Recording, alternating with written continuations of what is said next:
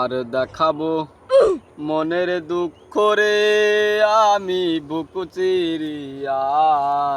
আরে বন্ধু তুই এরকম কষ্টের গান করতেছু কে? কোশনে রে শেখা খাসি। তুই আমার ন্যাংটা কালের বন্ধু, তোর যা হয় সব আমাক কস। তুই পেয়ে মিহল্লু কবে আর ছেগাই খালু কবে, আমাকে তো কিছুই করলু না। তুই আমার কাছে সবসময় কস আমি পেয়ে মরি না, আমি সিঙ্গেল। আরে কোশ না তোক না কয় আমার ভুলই হয়েছে। থাক তুই দুঃখের গোটে তার রাত দিস না, তুই ঘটনা হন।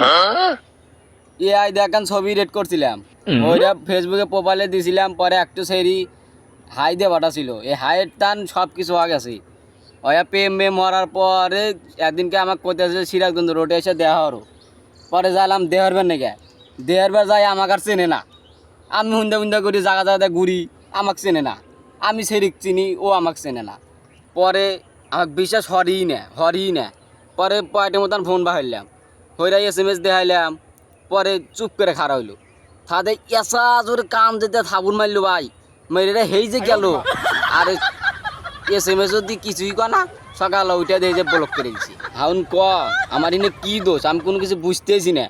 এই যে কেলকে এনে কান যেতে মারছে ভাই, রাইতে ব্যথার চুদুনি ওষুধ 4-5 টাকা খাচ্ছি, কোনো কাম হইতেছে না। কানে ব্যথার চুদুনি আমি ভাল দেখতে না, আমি দুঃখের গান শুনিয়ে দিছি।